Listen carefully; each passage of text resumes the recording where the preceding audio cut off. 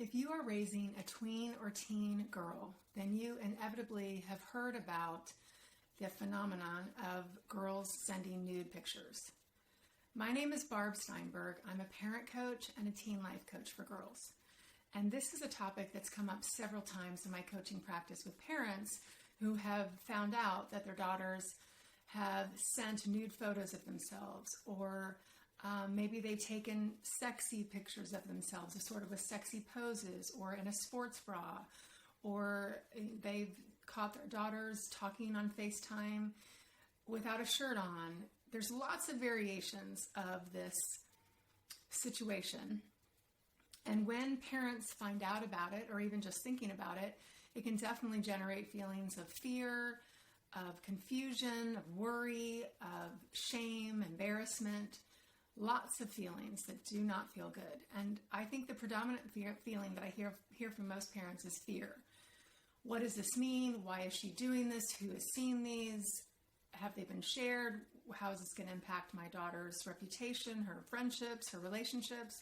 How are other parents going to think of my daughter, myself? There's just a lot of fear around it. And I just wanted to share with you some thoughts that I shared with some of the parents that I've coached around this topic. So the first is to really think about the why behind this choice.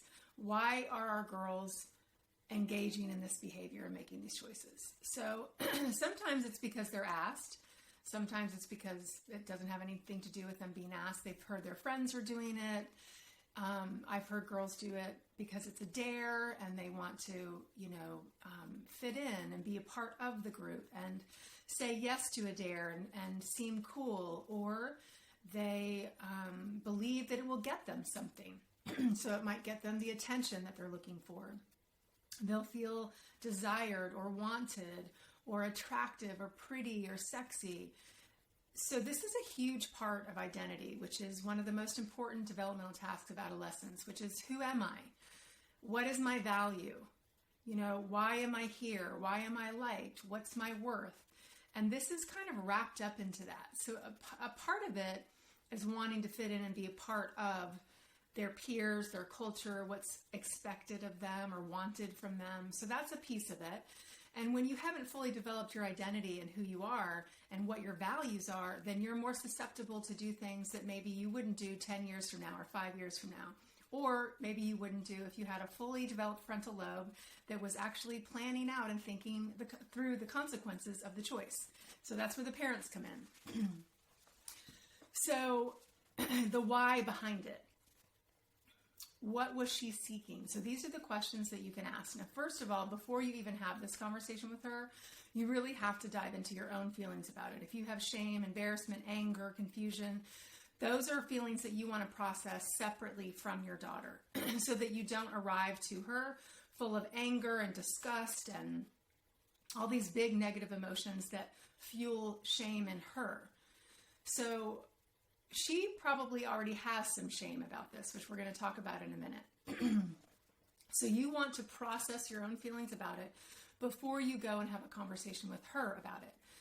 So that when you come to her, sorry, something in my throat. When you come to her to have this conversation, you're leading from a place of curiosity. You want to understand what's behind the choice because you want her to understand what's behind the choice. She probably hasn't thought it through. She hasn't thought through exactly why she's doing this, what she was hoping to get, what the actual outcome was. How did she feel when she was doing it? How did she feel after she did it? How would she feel if the next door neighbor saw it, her grandma saw it, her math teacher saw it? So these are the questions that you gently, lovingly, and from a place of curiosity want to ask her at the right moment.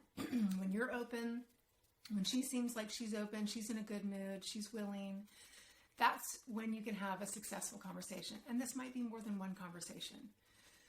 So you're asking curious questions to help her to understand herself better, to help you to understand herself. But in addition, you want her to tap into kind of understanding the why behind it, what she was hoping to get. Did she get it? Does she have any fear around what she did? Meaning she might have some shame about what she did. So I'm imagining that most girls, when they find out their parents have discovered that they've sent nude photos or, been FaceTiming without a shirt on or whatever the case may be, they're embarrassed. They have some shame.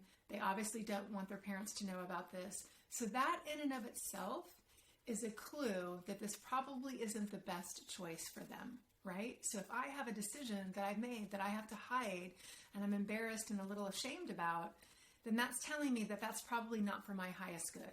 That's not going to benefit me in the long run.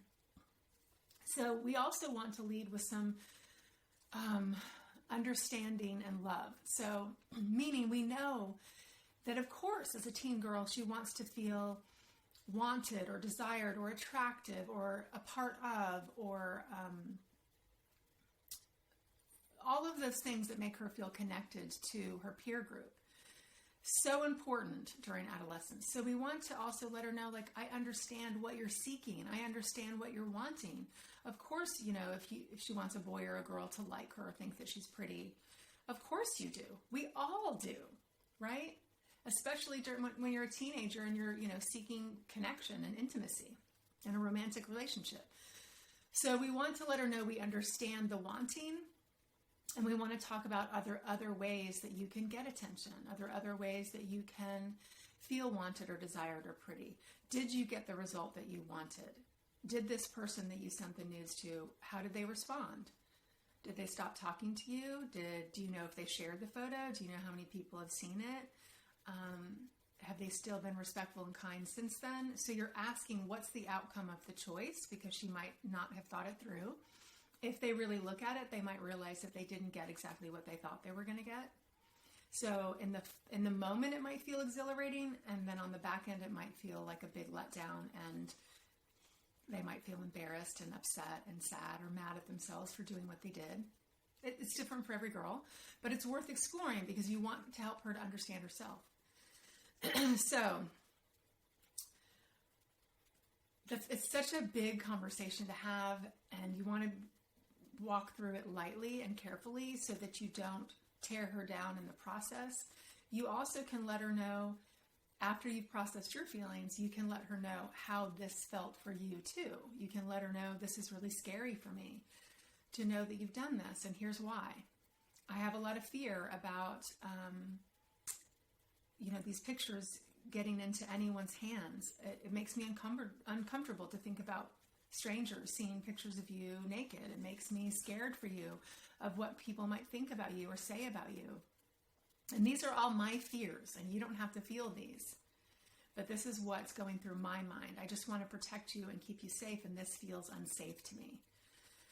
So notice that I'm not trying to blame her or shame her. I'm just letting her know I also had feelings about this, and I'm speaking about my feelings without leading with a lot of anger and shame. I keep using that word because I just hate the idea of teenagers feeling even more shame about a decision that they've made. We really want to help them understand the decision so that they can make a better choice next time. Our knee-jerk reaction is when we hear about this, we just want to instantly grab the phone or the computer, the iPad, whatever it is they're using, and say, that's it, no more, you can't have this, you clearly are irresponsible and don't know how to use these devices. And I understand that knee-jerk reaction, I really do. It's coming from a place of fear. So, the tricky part is, or some parents might say, I'm taking TikTok away or Snapchat away. This is a horrible influence, and I'm not saying that it's the best influence either. However, we know that one way or another, they're going to get these influences. They're going to go to a friend's house and sit on their phone for 3 hours. So, you can take away the phone, the computer, the iPad away, but not forever, because they usually are going to school on those devices. So a better solution might be, how can we help you to use these devices in a way that's for your highest good, that's not putting you in jeopardy in any way? How can we do that? And part of that is helping her to understand the choice, right? Because once you understand and you have to look at it fully, then it sets up our daughters to make a better choice next time, because they haven't looked at it fully. They're just in the moment. That's the teen brain. So one thing that I did to talk to one of the moms that I was coaching about is that she felt like a part of what led her daughter to this choice was her daughter not really knowing her value, knowing what she had to offer, knowing like what are her talents, what are her sparks, what are her passions, like who is she beyond just what she looks like. And this was such a great avenue to go down that I think is so important for all of us to help our girls with. And we were talking about, I told her about the book, How Youth Thrive by Peter Benson. And he specifically talks about the 3 areas of sparks or passions that our teenagers and all of us, we can find our sparks in these 3 categories. So the first is a skill or a talent. So that's kind of an obvious one, like I'm a singer, I play clarinet, I'm in the band, I'm in theater, I act, or I play volleyball, lacrosse, soccer. A skill or a talent. So it's kind of this outwardly obvious skill or talent that is a spark of our girls. It fills them up. It's an area that they feel capable, they feel confident or competent, and it gives them a sense of purpose, a sense of self, that they have this thing that they can do and they're pretty good at it. The second area is a commitment. So that could be a cause such as LGBTQ rights, women's rights, helping the homeless, working with disadvantaged children, the earth, and caring about the environment. So a cause or a commitment can also be a spark that fills them up and fuels them. And the third is called a quality. And that's where they have a quality that is their spark. It's their talent. It's their value, what they bring. So it could be they're really funny, or they bring levity to situations, or they're excellent listeners, they're loyal, excellent friends. You know, they're really kind-hearted and loving, and they really care about other people. So these 3 areas, skill, talent, commitment, and quality, it's important to know these because then you can help your daughters to discover, using these 3 categories, where their spark lies.